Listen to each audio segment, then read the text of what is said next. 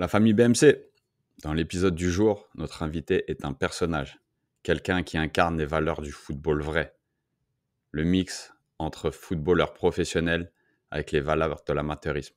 Quelqu'un qui a toujours mis son équipe en premier, qui a défendu ses clubs comme jamais et qui a découvert le monde professionnel à 30 ans pour y cumuler plus de 200 matchs entre la Ligue 2 et la Ligue 1.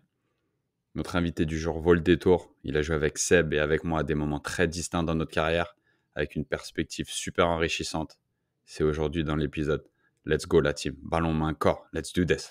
Salut à tous et bienvenue dans un nouvel épisode de Ballon, Main, Corps, BMC, la réunion de famille hebdomadaire. Comme d'habitude, ça bouge pas.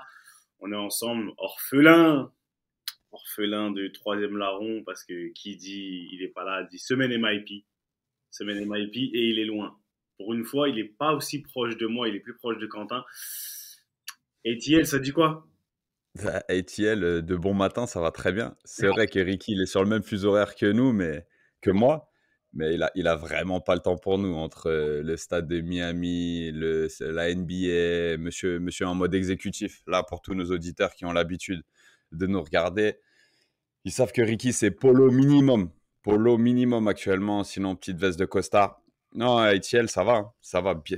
Des journées, sincèrement, je suis parti dans un rythme assez incroyable dernièrement. Là, je viens juste d'être accepté pour passer un diplôme d'identification de talent, donc de scout, de ci, de ça.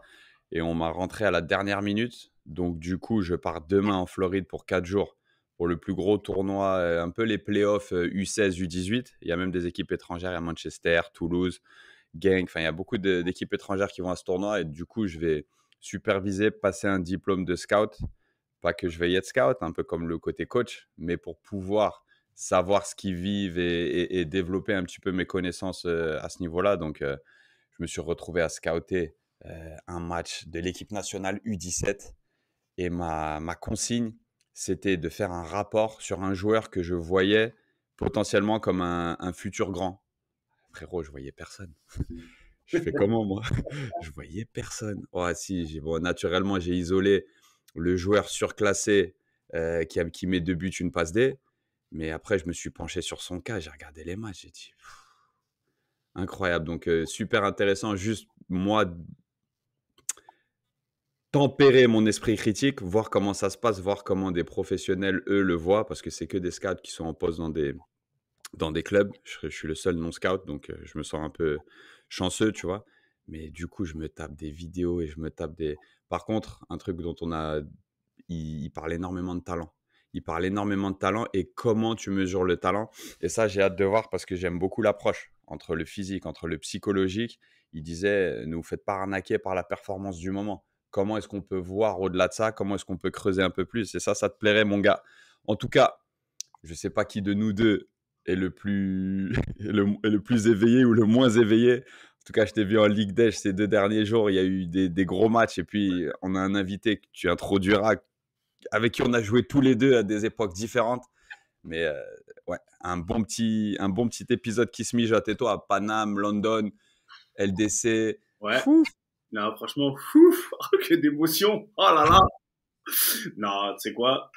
Honnêtement, je suis en mouvement comme pour ceux qui nous écoutent, vous pouvez pas le voir, pour ceux qui nous regardent, vous savez que c'est pas mon environnement habituel, on est en mouvement, mais qui dit, on m'a dit on doit faire BMC, on fait BMC. Donc, on se balade avec nos instruments, mais oui, Ligue des Champions, c'était pas mal. C'était pas mal, et je vais pas te mentir, c'était un match de fou, je parle à Arsenal, tu parles à Arsenal, la majeure partie du temps Arsenal Madrid, mais qu'est-ce que je suis vénère, je leur ai mis 3-0 comme ça. Les supporters, ils m'ont fatigué, j'étais au bout de ma vie. Franchement, ils ont tapé le Real 3-0, ils font que de chanter des chants contre les Spurs. Je comprends pas. Incompréhensible, les mecs. Et moi, je suis rentré, parce que j'étais chez moi, donc je suis rentré en métro. Parce que j'aime bien prendre mon métro après le match. Il y avait du monde.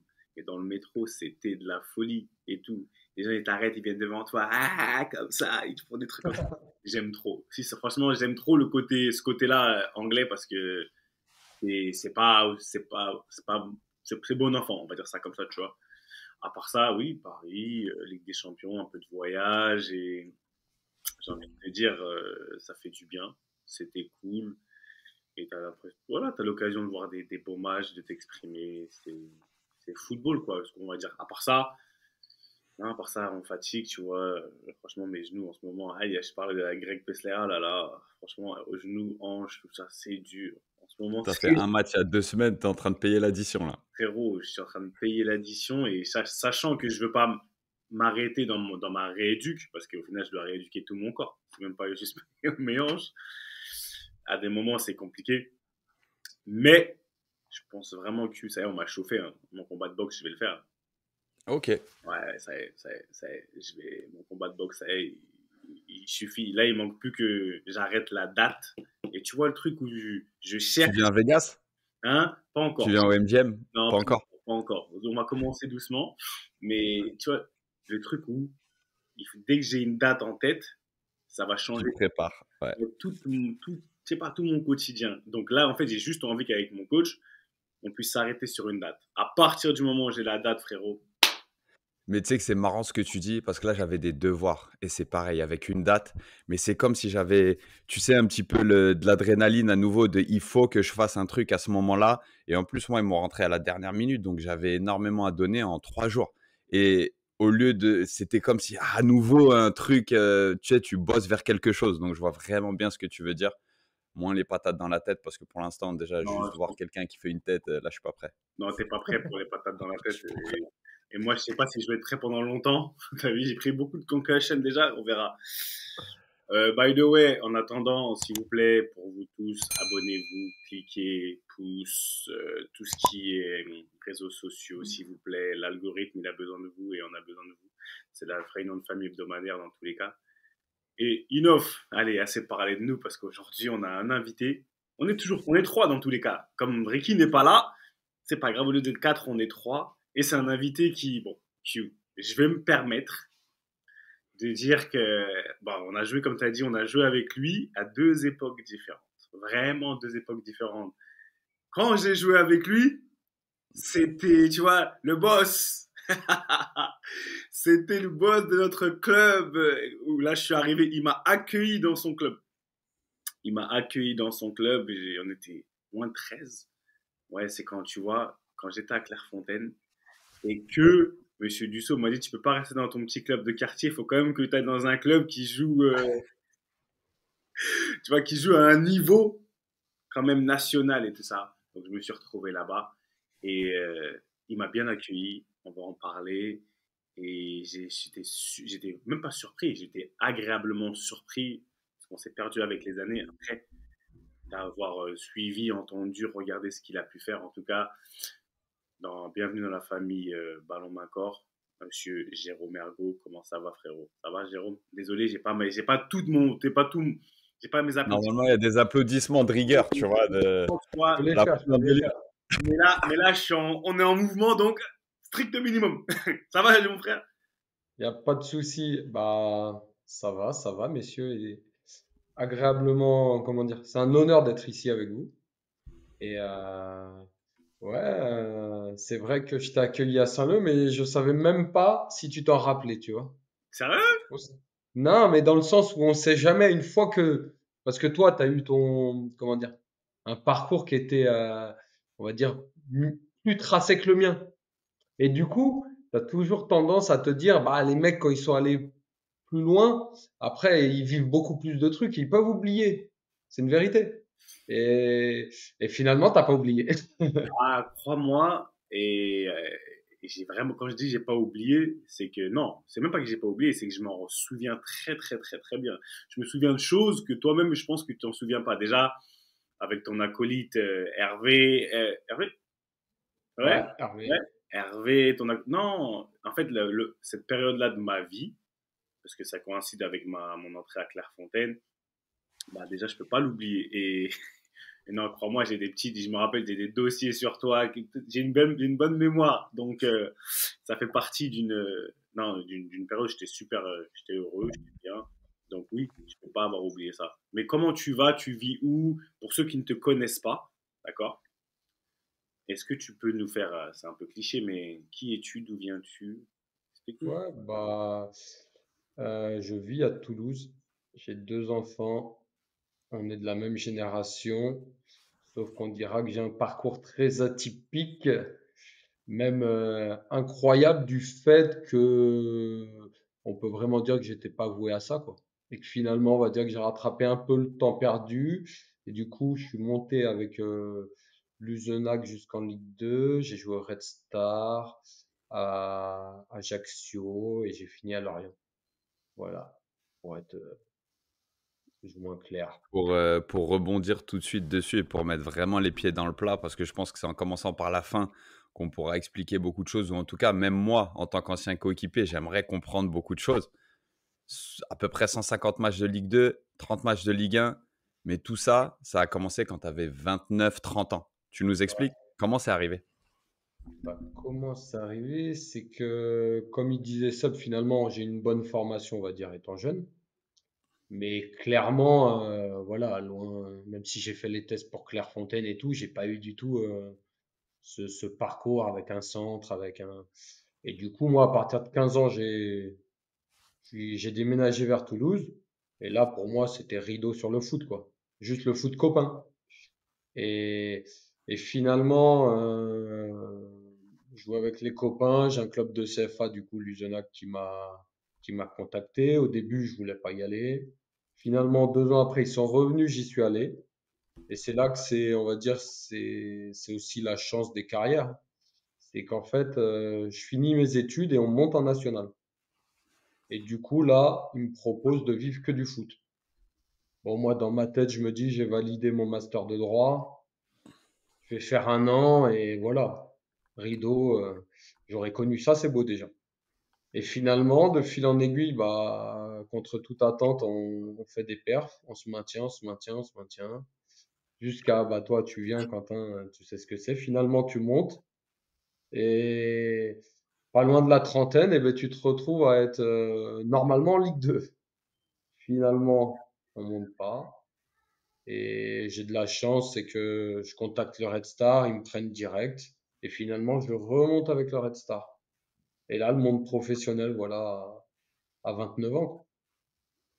Et après, Ligue 2, Ligue 1. Attends, tu t'expliques le monde professionnel comme s'il n'y avait pas 1 million de gens, enfin, énormément de joueurs qui aient fait une année en Ligue 2 et qui étaient repartis à non, c'est bon, je suis pas au niveau, je repars en national, là où je suis confortable, là où je connais tout. T'es pas juste monté en Ligue 2. Tu t'es installé et tu as fait Ouais, 6 années de Ligue 2 et ensuite même la Ligue 1. ouais, ouais, ouais. Et Après, l'adaptation au niveau, comment tu l'expliques aussi? Parce que là, tu sais, en toute humilité, on en a vu, on a même eu des coéquipiers qui sont montés en Ligue 2 à un moment donné et dont c'était le rêve et qu'avec l'USNAC, on leur a enlevé et tout, mais qui n'ont pas nécessairement duré. Toi, tu t'es installé, tu as duré, tu as même validé le niveau en montant avec Lorient.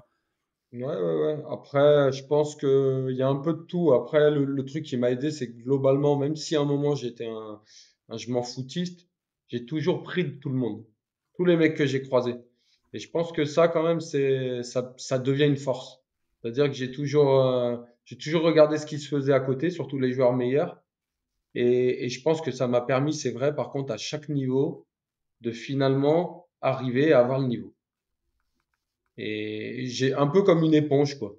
C'est-à-dire que je pense vraiment que j'ai regardé, j'ai cerné mes forces, mes faiblesses, et j'ai pris des autres pour toujours aller plus loin. Et finalement, même en Ligue 1, du coup, j'ai pas trouvé le gap ouf.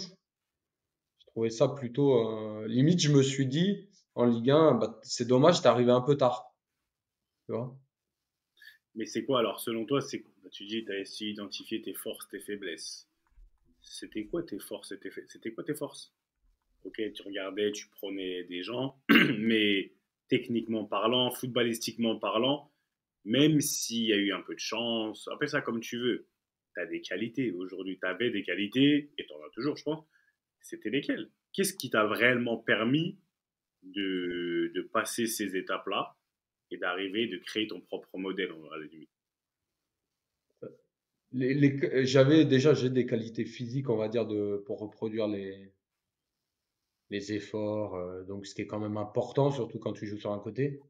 Après, moi, je pense, ça peut être bateau, mais ma plus grosse force, c'est l'intelligence.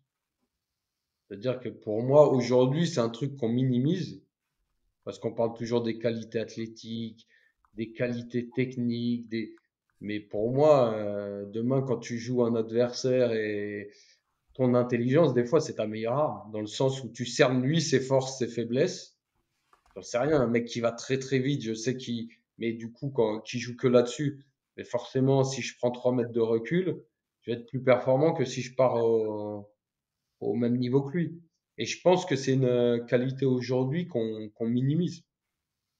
Parce que je vois, on essaie de construire des avions de partout, sauf qu'avant tout, je vois tellement de joueurs finalement qui juste avec leur intelligence s'en sortent. Bah voilà, moi je pense que c'était l'intelligence notamment. Tu as des exemples de moments où tu t'es senti intelligent sur un terrain? Tu sais, je te dis une bêtise, face à un adversaire très précis ou plus globalement, tu vois, en te disant, bah, je me suis adapté au style de mon équipe. On avait 2 centraux qui étaient hyper rapides, donc du coup, moi, je pouvais, tu sais, ils étaient là. Enfin, tu peux nous donner des exemples à un moment donné où tu t'es dit, tu t'es adapté comme on dit, nous, beaucoup dans le podcast, read the room. Tu sais, tu arrives, tu as perçu l'endroit, tu sais ce qui se passe autour de toi. Tu as des exemples un petit peu? Tu avais un petit peu des subtilités comme ça? Ouais, ouais, bah par exemple, j'en sais rien, je me souviens qu'on a joué en barrage avec Ajaccio, Toulouse notamment. Et tu vois, je joue Gradel. Et Gradel, à ce moment-là, à Toulouse, vraiment, on va dire limite le seul bon joueur. Mais vraiment, par contre, au sommet de son art. Et au bout de 5 minutes, tu cernes que, bon, il est meilleur que toi, ça, c'est une certitude. Sauf que, bon, tu te dis, là, je sens que c'est le mec qui aime pas trop, par contre, le contact. Tous les ballons, tout le match, j'ai joué ma vie sur chaque ballon. Et à la fin, finalement, il passe pas parce il se dit pas que je suis bon. Mais il se dit, ce mec, Il va c'est me une faire mal. sangsue. Il me laisse jamais me retourner. Et alors, j'ai pas eu à faire ça avec chaque joueur, mais lui, je savais que, voilà, tu dois lui titiller les mollets, c'est triste à dire. Mais là, sur ce match-là, c'est ta force. Parce que sinon, il est trop fort pour toi. C'est pas Et triste à crois-moi, dire. ça Faut marche. titiller. Faut titiller les mollets, c'est bien. Moi, je suis Mais, ici pour ça. Seb, il titillait les fémurs, le mec. Les genoux, les hanches. ah non, mais des fois, tu sais ce que c'est. Quand tu peux toi faire le technique, tu fais le technique. Quand là, c'est pas ton jour de faire le technique, et ben tu mises sur autre chose. Mais c'est un exemple que j'ai en tête parce là, on me promettait l'enfer. Tu parles de QI football, en fait. En gros, ce que tu appelles, pourquoi ta plus grande force, et c'est le trademark de notre podcast, c'est le QI football. Ouais.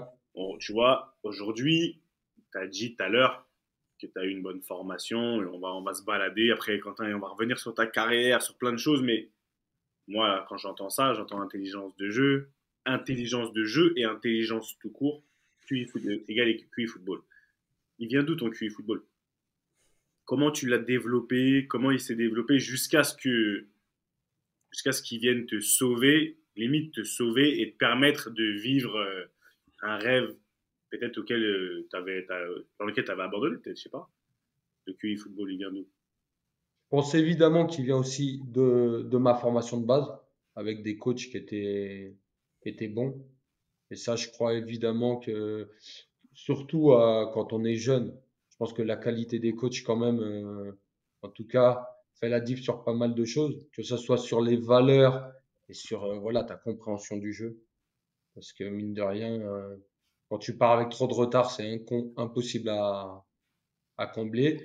Après, je pense qu'il y a toi aussi dans ta façon d'analyser les matchs, dans ta façon de vivre ta passion, quoi.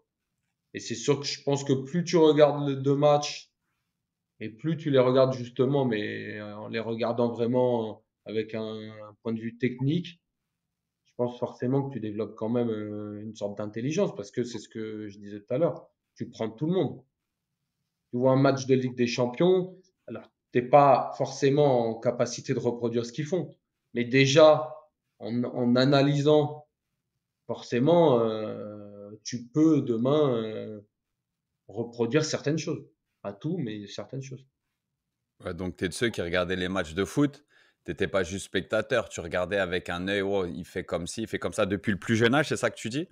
Ouais, je pense que bah, c'est involontaire parce que tu kiffes, t'es avec tes potes, tu regardes. Mais c'est sûr que je le vois. C'est que dans mon analyse, quand je regarde un match, je regarde pas un match comme un simple supporter. C'est-à-dire que j'aime bien me dire putain, pourquoi il a fait ça, pourquoi il fait une passe cachée, pourquoi. C'est pas juste je kiffe ce qu'il fait.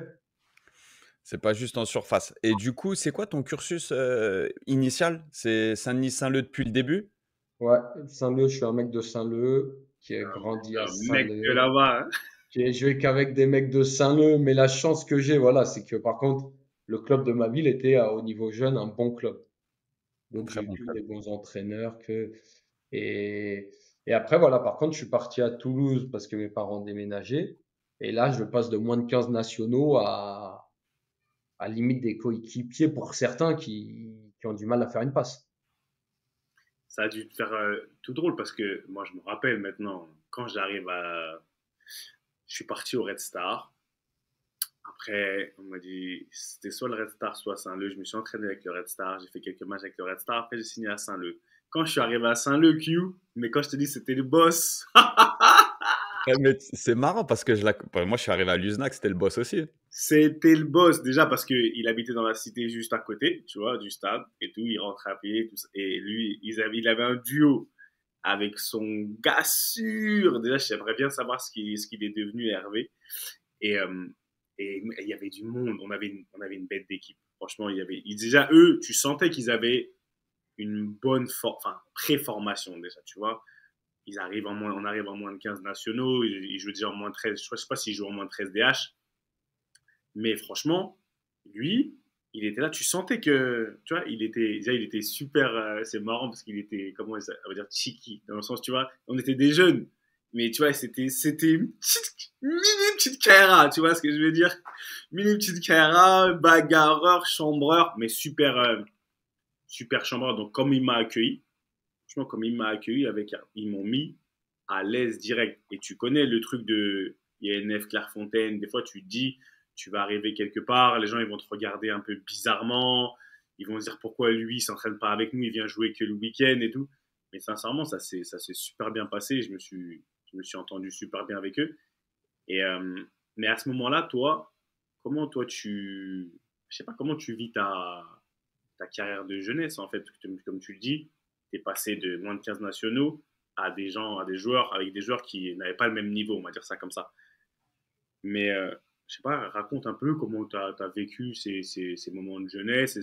À quel moment tu t'es dit, vas-y, c'est pas que je vais arrêter le foot, mais ça devient secondaire.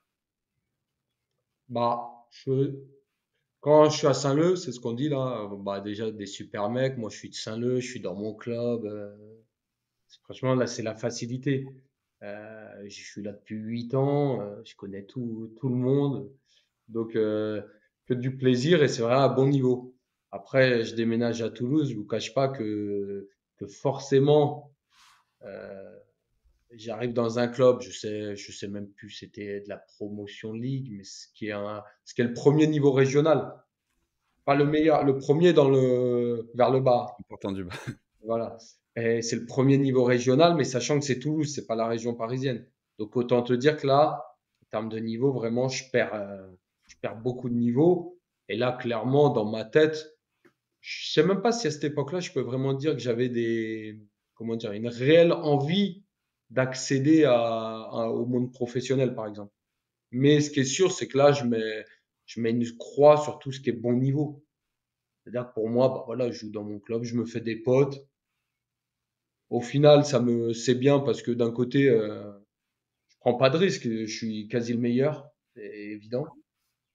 Et, mais du coup, j'ai plus du tout d'ambition dans le football. Mais ce qui est pas, je dis pas ça négativement, mais c'est une trajectoire de vie, quoi. Tu sais que tu as déménagé, tu as dû suivre tes parents. Bah là, vraiment, je me dis, c'est du foot, mais déjà, je pensais beaucoup aux copains, mais là, c'est vraiment, il n'y a plus que les copains quasiment. Ouais, Il y a pas- tu faisais du foot pour une ambiance. Mais du coup, comment tu restes, tu sais, en fait, dans le bateau? Tu vois, dans le bateau parce que du foot de copains jusqu'à être, bah, tu nous dis pendant 2 ans, l'USNAC qui est en CFA te lâche pas pour te faire signer. Comment en fait tu restes, tu sais, envisageable pour un club de CFA en étant à ce niveau-là? Bah, c'est là que ma trajectoire, elle est plutôt atypique. C'est que finalement, d'une certaine façon, je mets une croix là-dessus. Mais en fait, ce qui devient un mal pour un bien, c'est que vu que le niveau est pas terrible et que moi, du coup, forcément, tu me vois, je viens de formation de Canadit, où tu joues en moins de 15 nationaux. Finalement, en fait, j'intègre les seniors, à 16 ou 17 ans. À 16 ans, je crois. Mais du coup, à 16 ans, tu joues en senior. Les seniors sont pas trop mauvais, c'est en régional 2 et ça monte je crois que je fais la montée en R1 du coup. Mais du coup, en fait, tu te retrouves à 16-17 ans à monter en R1 et donc finalement, tu deviens attractif d'une autre façon. C'est-à-dire que toi, tu as lâché ta trajectoire avec les jeunes, sauf qu'en fait, je deviens attractif parce qu'en senior, 17 ans, tu joues en R1, si t'es pas mauvais, finalement, tu commences à intéresser en tout cas des bons clubs amateurs. Et là, c'est ce qui se passe en fait. Regarde, quand tu dis ça, ce qui me vient à l'esprit, c'est 16 ans, 17 ans, tu jouais un football d'hommes avec des hommes. Quand tu joues en senior, c'est des hommes, tu vois. Donc tu parles de contact, tu parles d'intelligence. Est-ce que c'est pas aussi d'une manière pas déguisée, ça qui t'a permis d'avoir une maturité et une adaptabilité super rapide? Parce que quand à 16, 17 ans, tu joues avec des hommes, les contacts, c'est pas les mêmes. Ah, non, les contacts, Il y a des maladroits, hein. En R2 Ouais, Occitanie, il y a des maladroits. il y a des gros maladroits. mais d'un côté, c'est une formation, c'est un autre type de formation accélérée et qui t'a permis après vu que tu as appris à t'adapter à 16 ans à ce niveau-là, tu m'étonnes que quand tu arrives en Ligue 1, etc., tu te dis au final, le gap, c'est pas un truc de fou. Parce que, inconsciemment, tu l'as fait tout le temps.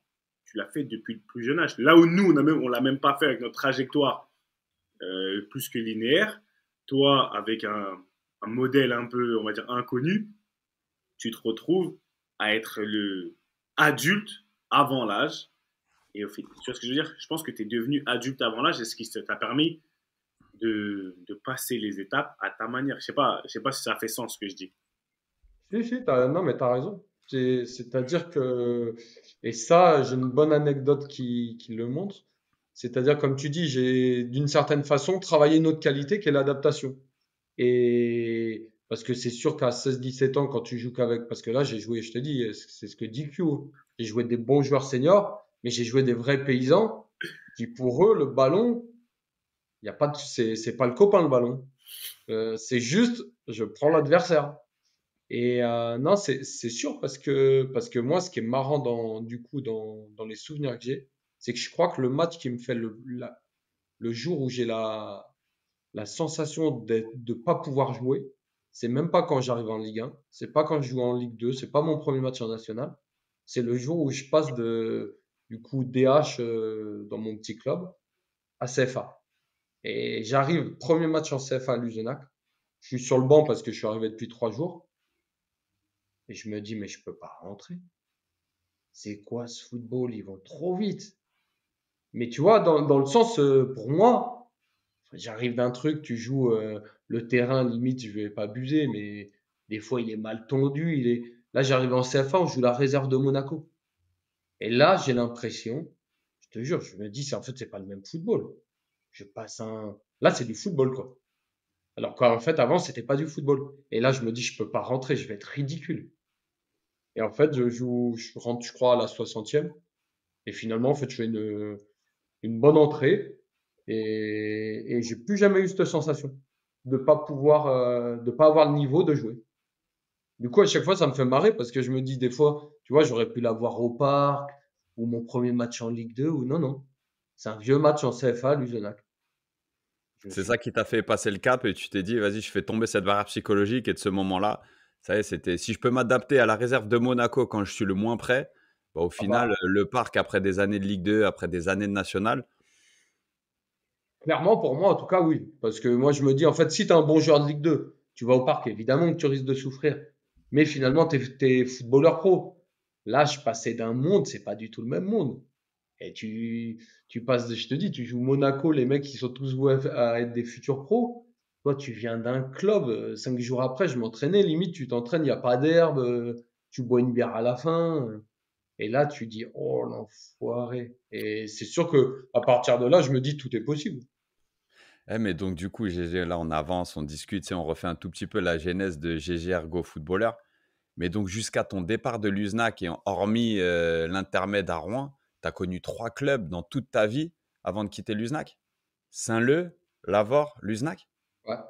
Donc, en fait, tu découvres le monde professionnel à 29 ans. Enfin, quand tu quittes pour le Red Star, comme je dis, à part cette petite année où tu vas te tester à Rouen en Ouais. tant que joueur aguerri de national, on peut passer parce qu'il y a pas grand-chose là-dedans. En fait, vraiment, quand ce que tu décris, voilà, tu développes ton adaptabilité. Là, on a des termes très techniques, très liés au football. Mais en fait, toi, tu étais quelqu'un qui était viscéralement attaché à tes clubs, finalement. Ah C'est un oui, truc, tout à fait. toi, ta valeur première dans le foot, ton truc. Et ça explique beaucoup de choses parce que moi, je l'ai vu. Moi, je l'ai vu et faut voir, Seb, comment au début, on venait de 2 mondes complètement différents, pas dans l'entente, mais dans les attentes du football. Moi, j'arrive pour donner un boost à ma carrière, comme je l'ai beaucoup expliqué. Quand j'arrive à l'USNAC, c'est voir est-ce que je peux être un leader dans un club, est-ce que je peux être une locomotive dans un club, parce que j'avais connu du succès en tant que lieutenant, tu vois, et je me suis dit, est-ce que et j'arrive à l'USNAC dans un groupe super établi, mais comme le disait GG, t'avais un groupe, tu sais, t'avais un socle de joueurs qui étaient ensemble depuis un grand moment. Et comme disait GG, c'était une famille, mais c'était autant le foot pour le délire copain que pour le foot. Et c'était vraiment à la même échelle. C'est-à-dire que tu avais des mecs, Seb, ce qu'il faut savoir, et GG, tu me diras si ma lecture elle est bonne sur le moment, c'est on s'entraîne assez la semaine pour être au niveau le week-end, mais on bosse pas pour progresser. On bosse pour pas être ridicule le week-end et on s'en sort toujours bien le week-end. Tu avais des mecs, je me rappellerai Francky à Casa, hein, qui est pareil, légende. Lui, il me disait moi, la semaine, je lève le pied. Par contre, le week-end, je suis un soldat. Et moi, j'arrive, je dis mais c'est pas possible, Francky, c'est pas possible. C'est-à-dire que si tu bosses pas la semaine, le week-end, tu pourras arriver qu'à un certain niveau. Tu pourras pas arriver là. Et moi, j'arrivais, je voulais pas jouer le milieu de tableau de national. Le club avait des belles ambitions, mais on revient, c'est pas du tout à propos de moi, c'est pour remettre dans le contexte. J'ai à quel moment, en vrai de vrai, quand à l'époque où j'arrive un petit peu à l'USNAC et tout, est-ce qu'il y avait vraiment une ambition de monter à l'époque et pas de garder ce quotidien qui était exceptionnel pour vous tous, à savoir une bête d'équipe de potes à un bon niveau, chez nous, avec ces valeurs du foot qui sont, comme tu l'as dit plusieurs, les copains presque avant le foot. Bah, si, tu as totalement raison. Mais je pense qu'en fait, nous, c'est un truc qu'on a développé inconsciemment. Et ça, moi, je me suis rendu compte, comme tu dis, on va parler d'exigence. Moi, je me suis rendu compte plus tard, du coup, à travers comme mes années en Ligue 1, Ligue 2, que j'aurais dû être exigeant avant. Mais tu as raison. C'est que nous, il y avait un laisser-vivre. En fait, c'était juste laissez-nous vivre du foot. On a assez pour vivre, être entre potes, on a de la chance de vivre de notre passion. On n'a même pas envie d'aller plus haut. Et ça, t'as raison. Nous, c'était finalement, en fait, le moins d'efforts pour, comme le mec qui est bon à l'école qui dit, je fais le moins possible tant que j'ai mes diplômes. Bah, nous, c'était ça. C'était une sorte comment dire, tu fixes un niveau où tu sais que du coup, tu vas y être bien et pas plus. T'as raison. Seb, tu vois la salade que j'ai dû vivre. Non, mais Me connaissant, tu vois, mais attends, on y est arrivé, hein, et on n'est pas juste arrivé. On est arrivé, on a créé une bande de potes de haut niveau. Ça a pris du temps, mais la deuxième année qu'on vit ensemble, c'est tout qui connecte, les mecs qui comprennent qu'en mettant un petit peu plus, on peut avoir beaucoup plus. Et j'imagine qu'après, ça t'a quand même peut-être mis sur cette espèce d'autoroute de se dire, effectivement, comme tu dis, l'exigence, sans doute, à un moment donné, quand tu as vu ce qui s'est passé ensuite après pour toi, tu t'es dit, ah ouais, peut-être Q et quelques autres étaient pas fous quand même, tu vois, de nous Ah pousser. oui, mais t'as totalement raison. Mais c'est vrai qu'en fait, alors je sais pas si c'est un manque de maturité d'une certaine façon, mais nous, ceux qui étions vraiment sur un cursus devenu amateur, c'est vrai que j'ai l'impression qu'on était totalement, c'est dans un laisser-faire, quoi. Et c'est vrai qu'après, en montant, au bout d'un moment, quand tu montes, on va pas se mentir, t'es obligé d'être au max parce que si chacun veut sa place, chacun. Et là, toi, tu te rends compte qu'en fait, tu croyais travailler, mais tu savais pas ce que c'était travailler. Et limite, comme tu dis, on pourrait, heureusement qu'on s'entendait tous bien et qu'on était tous potes, parce que limite, tu devrais sinon faire des excuses à pas mal de mecs avec qui tu as joué, qui t'ont dit des trucs vrais, et sur le moment, tu leur disais, vas-y, laisse-moi tranquille, tu vois bien que je fais mon match, j'ai pas besoin de plus. Et c'est la réalité. Mais Mais ça, bon, c'est ça fait trop bien. partie du cursus. Ça, c'est ce que tu dis, parce que c'est un témoignage, pour moi, j'appelle ça un témoignage de ce qui se passe réellement. C'est quand on est, des gens, ils sont pas éduqués pareil, connectés pareil, mais fin des fins, au bout d'un moment, il y a toujours un moment donné où tu te rends compte, mais souvent c'est trop tard, et on se retrouve souvent dans des équipes où les gens ils se disent, vas-y, comme tu as dit, c'est quoi? Mais non, c'est pas qu'ils se mentent à eux-mêmes, mais je fais mon max. Mais c'est pas en adéquation avec on va dire, les envies et les aspirations de tout le monde. Et moi, ce que je demande, c'est que toi, voilà, tu t'en es rendu compte, comme tu dis, tu aurais pu donner, mais faire des excuses à des gens à un moment donné, parce qu'il y a plein qui nous ont dit, même pour nous, hein, chacun à son niveau, attention, fais ci, fais ça. Eh, vas-y, comme, comme quand les grands de quartier viennent te dire, vas-y, ça rentre là, ça sort là. C'est pareil. Mais à quel moment, enfin, je veux savoir, comment Q, il a réussi? Est-ce que Q, il faisait partie de ceux qui ont réussi à vous sensibiliser, et réellement comment tu l'as vécu quand lui, il arrive, un mec comme ça qui vient vous casser les couilles au final, parce qu'il vient, c'est un casse-couille. Sur le moment, tu te dis, ah ouais, lui, c'est tombé, il est relou, il est gentil, je comprends, mais est-ce qu'il n'y a pas eu des moments où tu te dis enfin, ce que je parle de vous à l'USNAC, mais ça peut se passer dans beaucoup de clubs, où tu dis, vas-y, vu il vient déranger un peu notre tranquillité, on peut quand même lui mettre un peu des bâtons dans les roues. Peut-être pas vous, mais tu vois ce que je veux dire? On Ouais, peut. je vois ce que tu veux dire. Après, l'intelligence, on en revient toujours à l'intelligence. Un mec comme Q, là où il est fort, c'est qu'il est venu, il a cerné qu'il changerait pas tout d'un coup. Mais en fait, si tu veux, petit à petit, il a réussi son truc. C'est-à-dire qu'il te fait prendre conscience que, et finalement, toi, bah, je sais pas, tu vas faire un match meilleur, t'as un truc, bah, je sais, il parlait de Franck Akaza. Franck, il va écouter un peu Q, moi, je vais l'écouter un peu. Et finalement, en fait, petit à petit, il met des graines dans notre cerveau. Et à la fin, c'est vrai que tu dis, bah, ah ouais, je suis un peu devenu comme il voulait. Mais pour moi, c'est aussi les qualités c'est ce que je disais, l'intelligence et l'intégration. C'est-à-dire que si Q il arrive, il est frontal, qu'en plus c'est pas un bon mec, là, bah, tu vas dire, bah non, j'écoute pas. Et en fait, il sait que ça va pas se faire en un jour. Mais par contre, petit à petit, il nous a tous fait progresser. Il y avait Q, il y avait même un mec comme Jus quand il est arrivé, Outrebon. Tu sais, des mecs qui ont connu un cursus un peu plus pro jusque-là. Et c'est vrai que ces mecs-là, ce qui est bien, c'est que voilà, ils l'ont fait en se disant, on va être intelligent, on le fait pas d'un coup. Et finalement, ils ont réussi parce que comme disait Q, l'année où on monte en Ligue 2, il n'y a rien à dire. C'est pas, tu sais, c'est pas un miracle. Il y en a qui te parleront de miracle par rapport à la structure du club.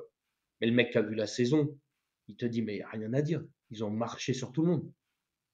Qu'est-ce qui fait, aujourd'hui, toi, dans cette expérience de l'USNAC, de la manière dont vous avez marché sur tout le monde, après, quand tu fais tes autres clubs de Ligue 2, tu as beaucoup de matchs, et tu fais tes années, tes matchs en Ligue 1, qu'est-ce que tu prends de là-bas, de cette expérience de l'USNAC, que tu gardes dans tout le reste de ta carrière?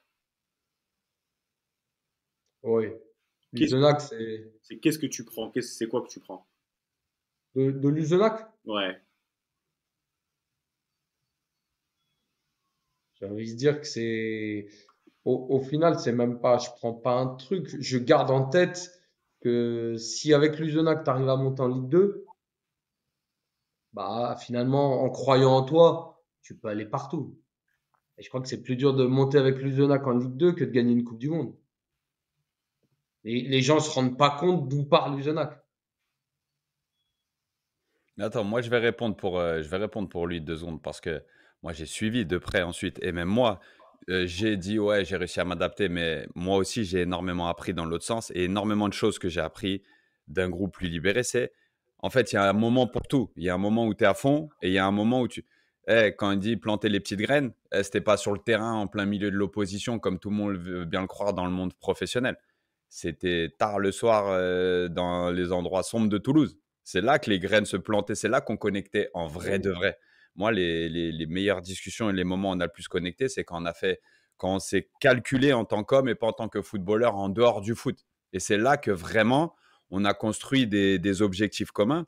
Et pour répondre pour G, parce que moi j'ai suivi, je sais que toi, t'ayant vu, j'ai vu comment tu as créé des mini Luznac partout où tu es passé. C'est-à-dire que tu as créé un centre de joueurs, un groupe de joueurs qui voulaient être ensemble, pas que pour encaisser le chèque à la fin du mois, pour créer un petit peu des groupes dans le groupe et ensuite accueillir tout le monde. Tu as envie de te greffer, viens, viens, grandis, viens, grandis. Mais je sais, et c'est pour ça que c'est hyper intéressant. Et quand maintenant je vois que tu as connu 3 clubs jusqu'à tes 30 ans, ben, je vois bien qu'en fait, l'identité et l'appartenance à un club, tu es arrivé et j'imagine que quand tu arrives au Red Star, tu te dis pas, ouais, je suis de passage. Tu te Ah dis, non, je non. vais être Red Star jusqu'à la dernière seconde. Quand tu arrives à Ajaccio, pareil. Et quand tu arrives à Lorient, pareil. Et là où les dirigeants, c'est un hasard ou quoi, mais tu t'es retrouvé en plus dans des clubs à forte identité quand même. Red Star, aussi petit soit-il pour le monde professionnel, et je mets bien des guillemets parce que c'est un club emblématique, il y a une grosse culture. Ajaccio, on n'en parle pas. Et Lorient, c'est quand même bien établi aussi. Donc j'imagine que ça a été d'autant plus facile pour toi de créer des petits groupes dans le groupe. Et c'est là où, je pense, quand tu vois aussi, quand c'est un peu long, mais quand tu vois le succès du coach Pellissier et son staff, c'est que eux, ils sont hyper basés sur ces valeurs aussi. L'importance du groupe, l'importance du. C'est ensemble qu'on va battre les grosses équipes, c'est ensemble qu'on va faire des exploits, c'est ensemble qu'on va faire des montées. Et c'est là où je pense que cette aventure Luznac, elle nous a tout servi. C'est l'importance de créer un groupe. Tu peux pas avoir 25 mecs comme on a peut-être eu, où vraiment, tu as vraiment quasiment tout le monde dans le même bateau. Mais tu peux en avoir 5, tu peux en avoir 10. Et qu'est-ce que c'est bon. Ah ouais. Non, ouais, mais je suis totalement d'accord avec ça. Et moi, je rajouterais, après, c'est ma vision du foot, hein. C'est que des très talentueux, ceux qui te font gagner les matchs, il y en a quand même très peu des joueurs comme ça. Je parle même en Ligue 1, il y a beaucoup de joueurs qui sont finalement interchangeables. Les vrais joueurs qui font gagner le match, il y en a peu. Donc, ce que je veux dire, je pense que un entraîneur qui a compris qu'avant tout, sauf sa star, on va dire, qui lui fait gagner le match, les autres, c'est le groupe, bah, tu as un temps d'avance. Et tu prenais Pellissier, je pense que c'est un bon exemple. Il connaît pas, des fois, il a des saisons moins bonnes que d'autres, hein. Mais il connaît pas de descente ni rien. Il a quasiment eu que des montées. C'est parce que ça, il l'a compris. Il a compris qu'on peut te dire tout sur un joueur, te le vendre comme, à part les 2% de grands joueurs, le reste, c'est interchangeable. Ah, si tu crées pas un environnement pour que tout le monde puisse s'exprimer, tu peux pas Exactement. créer un club autour d'un joueur. Je suis complètement d'accord et c'est ce que j'essaye de faire comprendre ici en MLS, qui est tout le contraire. C'est que tu as un ou deux joueurs qui arrivent et qui sont censés te faire des différences. La culture d'un club, ça se négocie pas. La Mais c'est culture d'un club, ça se négocie pas. mais c'est sûr. Et moi, ce qui est beau, comme tu disais, par contre, c'est que les clubs où je suis allé, en tout cas, il y en a beaucoup, qui en termes de moyens, finalement, des fois réussissent des exploits, alors que je prends un club comme Ajaccio qui arrive à monter en Ligue 1. C'est incroyable. Il y a des clubs en Ligue 2, ils arrivent même pas à monter une fois en Ligue 1, alors qu'ils ont des budgets, ils font 3 fois leur budget.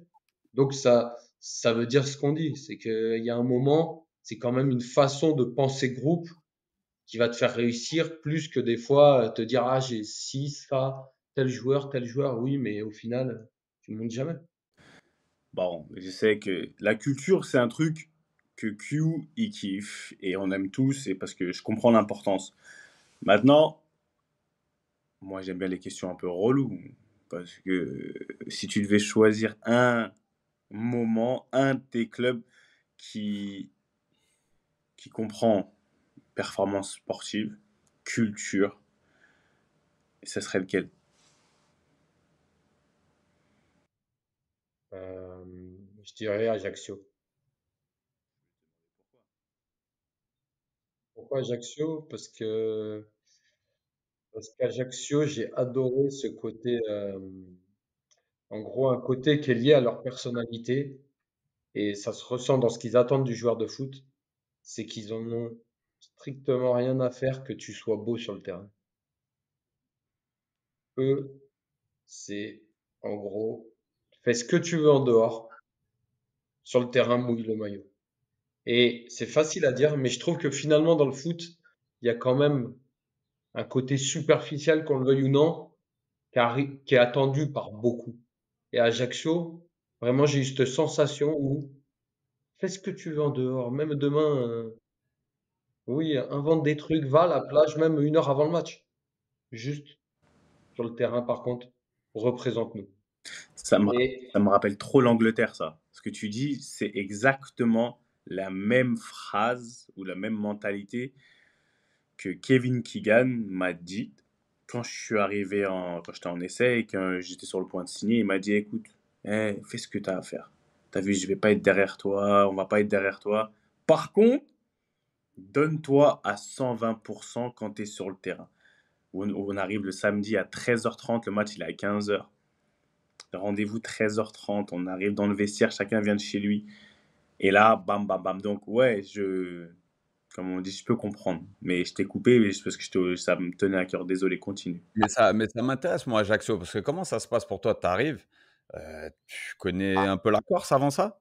À part, les matchs au Gazélec et voilà? non, non, non, non, pas plus que ça.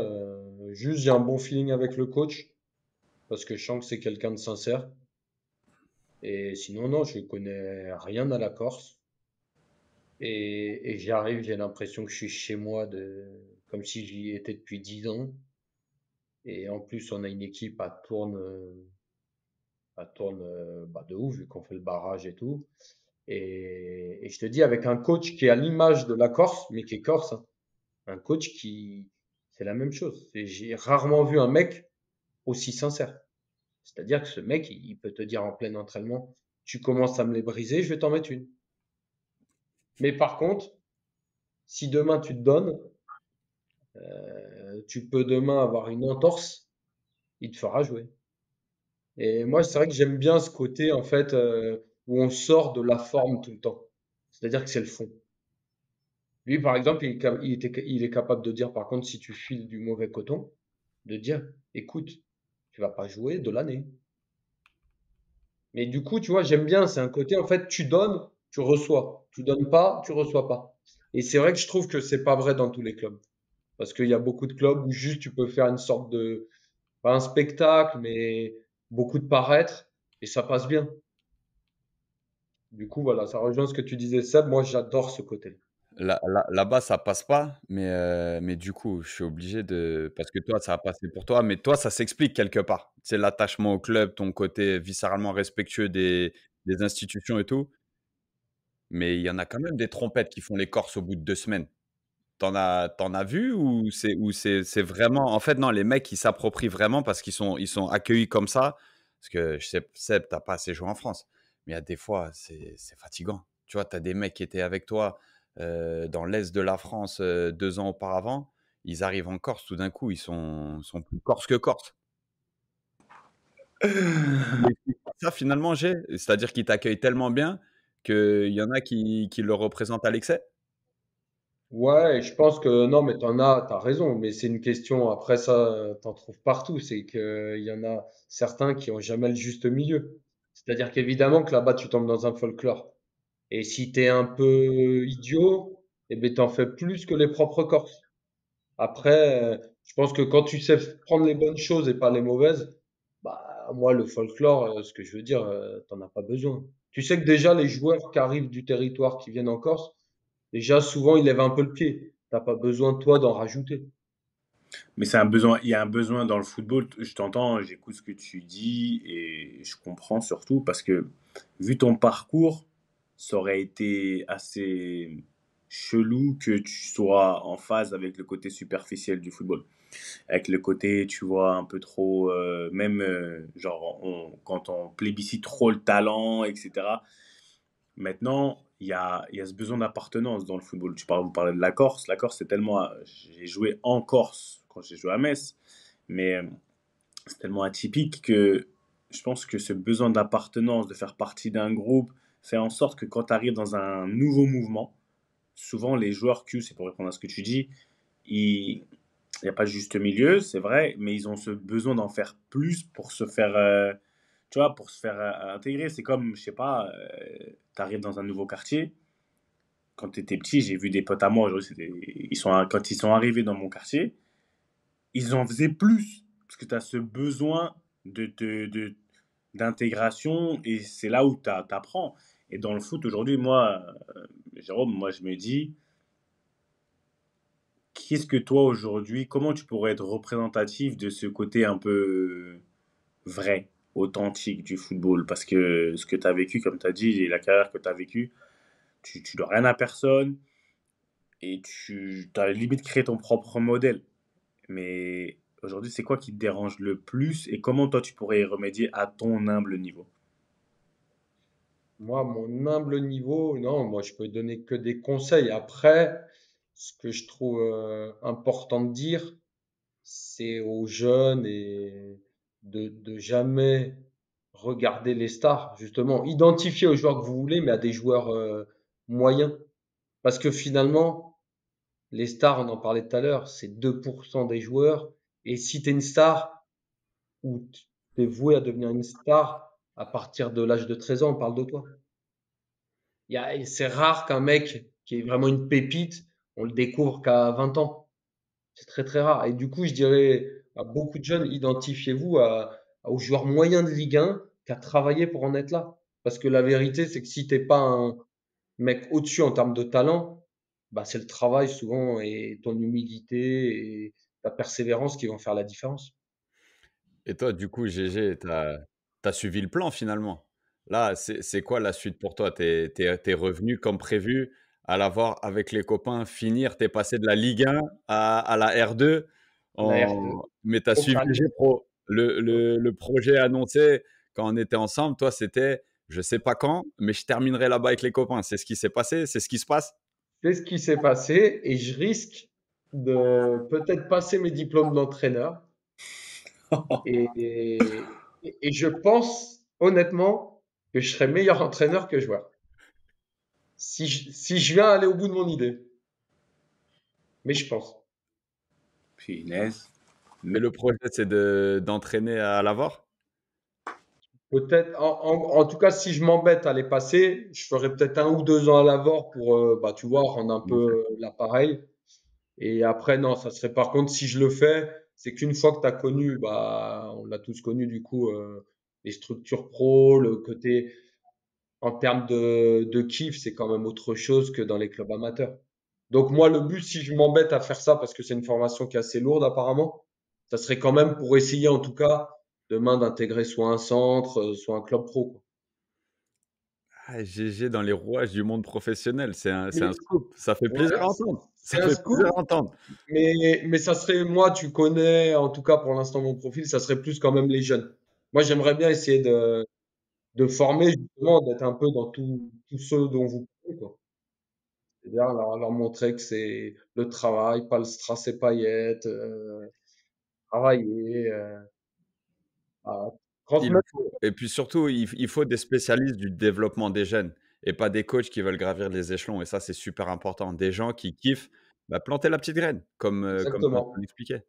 exactement. Que ça soit pas à titre personnel finalement, que ça soit limite plus en me disant, moi je forme ces jeunes et après, Inch'Allah, ils vont tous très très haut.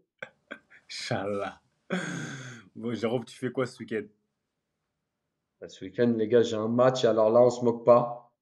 J'ai un match en division 1 de district parce que je renforce l'équipe 2. Alors là, Ça la existe chute encore, ça? On renforce l'équipe de pour la montée ou pour pas descendre? pour la montée. Mais du coup, ça existe et du coup, la chute, il y a beaucoup de potes qui me le disent, hein, la chute est terrible. Et tu joues quel poste? En 2, je peux quand même jouer beaucoup de postes. Alors là, ça serait derrière parce qu'on a un mec qui s'est blessé. Mais normalement, c'est plus 6. Mais là, ça serait derrière quand même. La vache. Et tu t'occupes de la buvette dans la foulée, tant qu'on est dans le multitask ou non? Pas là? Ah si, là, je peux tout faire. Là, Là, je peux tout. C'est même conseillé, je pense. t'as les clés du stade, le stade Là, j'ai Jérôme les clés Mercaud de du l'avant. stade. Ouais, ouais, c'est conseillé là. Samedi ou dimanche? Samedi 20h, Oh, oh, prime time. Samedi en prime 20h. time, télévisé. Oh, l'éclairage, j'imagine même pas. Oh, Ouais, je te dis, la chute est terrible dans le sens où là, j'ai reçu tu sais, les souvenirs Snap. Il y a 3 ans, j'étais au parc. Et du coup, c'est pas mal par contre. C'est pas mal. Mais là, tu l'avantage d'avoir choisi. J'ai choisi, je le vis plutôt très bien. Après, ce qui est marrant, c'est plus des fois, les adversaires, ils doivent se dire, non, mais lui, soit il était trop, soit il était en Ligue 1, mais il En aurait pas dû y sur-régime. être, soit c'est pas possible. Qu'est-ce qu'il fout ici? Mais du coup, c'est marrant. Voilà. Ah, moi, c'est road trip pour la Floride, hein. Là, j'enchaîne 4-5 jours en Floride pour justement faire cette formation, ce diplôme d'identification de talent, scout.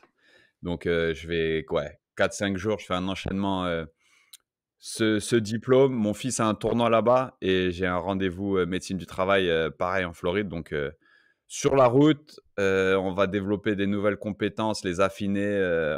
On s'ouvre à tout, hein, comme je l'ai bien appris, hein, on serait bête de croire qu'on sait tout.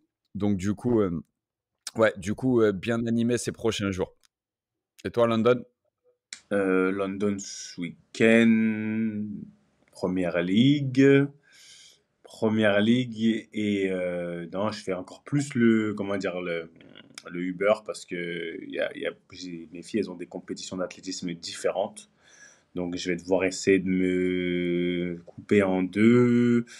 Ça va être compliqué. Beaucoup de. Enfin, falloir, dans la logistique, il va falloir être très bon entre la Première Ligue et tout ça. Donc, classique, on va rentrer à la maison parce que là, on n'est pas à la maison, on va rentrer sur Londres. Et voilà, classique. Mais dans tous les cas, encore une fois, avant toute chose, abonnez-vous. Merci beaucoup. Bon, je l'ai dit au départ, je le dis à la fin. Abonnez-vous, mettez un petit pouce. Allez suivre tout un chacun d'entre nous, chacun des petites histoires intéressantes à raconter. Allez suivre le road trip de Q. Allez suivre Ricky qui vous présente les stades à Miami. Il est yombe.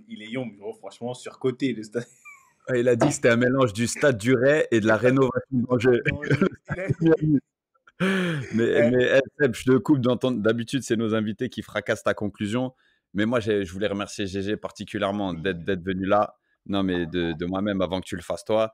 Mais aussi pour tout ce qui m'a amené dans ma carrière, parce que tu m'as beaucoup amené dans ma carrière, mine de rien, tu sais, d'alléger les choses. Tout est un petit peu plus léger. Amener cette légèreté et ce côté groupe. Et si je suis maintenant, plus qu'avant encore, je suis dans la création d'environnement et tout, c'est pour tout ce que j'ai vécu à l'USNAC. Et quand je pense à l'USNAC, il y a GG et quelques autres principalement, parce que ils m'ont détendu quand même. Tu vois, ils m'ont permis de garder ma déterre, mais aussi de comprendre beaucoup d'autres choses qui étaient tout aussi importantes. Et pour ça, merci d'être sur l'épisode et merci pour ça, G, parce que j'ai suivi le reste de ta carrière avec quand même énormément de plaisir.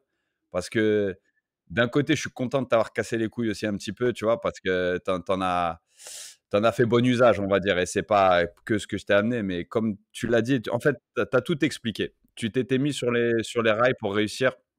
Et franchement, tu peux être fier de ce que tu as fait. J'ai vraiment kiffé te voir faire une Benjamin Button, en fait, tu vois, une carrière qui a commencé par la fin. De ouf. Non, ben oui, c'est normal. Avant que je fasse, bah moi, dans tous les cas, merci, monsieur Argo, tu vois, monsieur Argo, la petite carrière de Saint-Leu, le taulier de l'équipe moins de 15 nationaux, moins de 13 de toutes ces catégories-là. Merci et félicitations. Je sais pas, je te l'ai jamais dit parce qu'on n'a jamais eu l'occasion depuis toutes ces années de se recroiser. Je t'ai vu un peu quand je regardais un peu la Ligue 1, je t'ai vu, j'ai entendu parler, Q, on en a parlé avec Q assez souvent de toi et tout, parce il racontait hein, des fois comment tu le rendais ouf et tout sur le terrain, et comment lui aussi vous rendez ouf, mais félicitations pour de vrai, parce que quoi qu'on dise, tu sais, c'est pour ça aussi qu'on fait ce podcast, il y a de la place pour tout le monde et chacun a son importance. Il n'y a pas de carrière idéale, il n'y a pas de carrière enfin, spéciale, il n'y a pas un seul moyen de le faire. Et à partir du moment où tu es authentique et où tu es fidèle à toi-même, tu sais qui tu es, tu sais là où tu veux aller, et que tu continues à travailler, et travailler c'est un bien grand mot, je pense que tu peux arriver à un niveau de satisfaction qui est super élevé, et c'est pour moi, tu en es la preuve vivante. Donc aujourd'hui, tu boucles la boucle en finissant, entre guillemets, en repartant, jouer avec les copains, etc. Bah, félicitations à toi, franchement, parce que pour moi, il n'y a pas une carrière qui est plus belle qu'une autre. Tu as fait une bête de carrière et du jeune homme, du jeune garçon que j'ai connu, tu es devenu un homme bien, donc bravo à toi, franchement bravo. Et quoi d'autre? Merci à Issa, merci à Mohamed, merci à Louis, Merci à vous tous qui continuez d'écouter, qui envoyez des messages, qui envoyez même des vannes, parce que ça vanne à mort dans les commentaires. Franchement, c'est fort. Continuez, vous savez très bien, c'est l'esprit de la maison. Et force à Ricardo. D'accord, envoyez-lui de la force, parce qu'il est de l'autre côté. D'accord, il voyage un peu, il faut qu'il valide aussi sa soutenance slash thèse. Il faut qu'il y arrive. Et voilà, mais Jérôme, monsieur Ergo, tu sais quoi? On a fait beaucoup d'éloges sur toi. Beaucoup, beaucoup d'éloges, je suis d'accord, etc., etc. Ouais, ça change pas. Tu connais monsieur Ravio? Tu connais Je monsieur connais Monsieur Raviot de nom, oui. de nom. Ça veut dire que tu connais monsieur Ravio. C'est un peu une version très évoluée de Quentin. Tu vois?